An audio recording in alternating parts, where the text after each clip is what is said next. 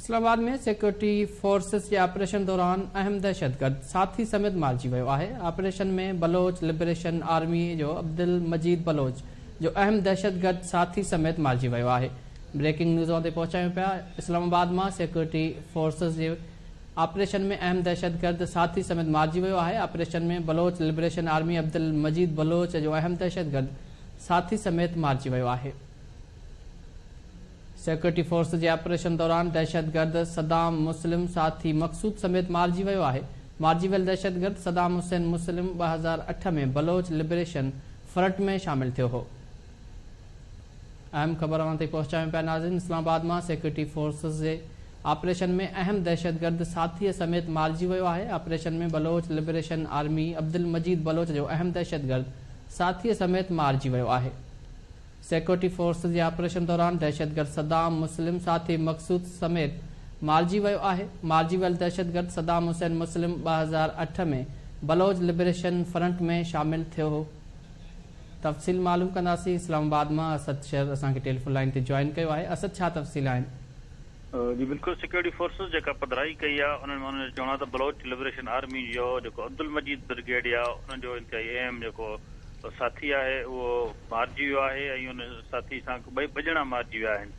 गॾोगॾु जेका पधराई थी आहे त दहशतगर्द सदाम हुसैन मुस्लिम जेको आहे मारिजी वियो आहे। इहो पाकिस्तान दुश्मन सरगर्म में केतिरनि ॾहाकनि खां मुलविस हो ऐं दहशतगर्दनि जे वॾनि कारवाइनि में बि रहियो आहे। इन हवाले सां जेके अंग अखर ॿुधाइनि था त मारिजी वियल दहशतगर्द वटां वॾे तइदाद में हथियार बि ठाहिया आहिनि ऐं इहो मुख़्तलिफ़ हंधनि ते मुल्क जे सिक्योरिटी फोर्सेस मथां हमलनि में मुलविस रहियो आहे ऐं इहो दहशतगर्द जेके ग्रुप आहिनि उन्हनि में पाण में इख़्तिलाफ़नि सबबि इहो जेको कारनामो आहे इहो साम्हूं आयो आहे। इन हवाले सां बलोच लिबरेशन आर्मी ऐं हुनजे जेका भारतीय आका आहिनि उन्हनि खुफ़िया जेका आहे भारतीय एजेंसी राह इन्हनि जी बुज़दिलाना कारवाइनि खे सोशल मीडिया ते प्रोपगंडा करे वधाए चढ़ाए पेश कयो पियो वञे। जेको मारिजी वियल दहशतगर्द आहे उन बाबति ॿुधायो थो वञे त सदाम मुस्लिम गुरु ऐं जब्बार जे नालनि सां बि मशहूरु हूंदो हो ऐं ऑपरेशन दौरान दहशतगर्द जो जेको साथी आहे उहो मकसूद उहो बि मारिजी वियो आहे।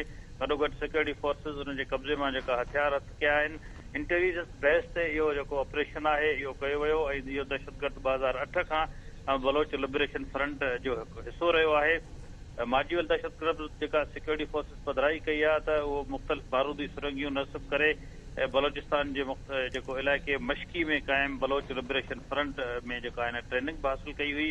गॾोगॾु 2014 में दहशतगर्द सदाम हुसैन ऐं लिबरेशन आर्मी में जो शामिल थियो हो ऐं 2017 में केच में जेको खुफ़िया तरबियती कैंप हुई उन में हिन कमांडर ऐं अहम अॻवान तौर बि इनखे रखियो वियो हो। मारिजी वियल दहशतगर्द मुतालिक़ ॿुधायो थो वञे त इन मथां हमलनि इन 131 मासूम माण्हुनि खे बि मारियो आहे। गॾोगॾु 177 माण्हू जेके ज़ख़्मी थिया उन्हनि जा बि केस हिन मथां दाख़िल आहे। जी असद शहर, तफ़सील ॾियण लाइ वॾी महिरबानी।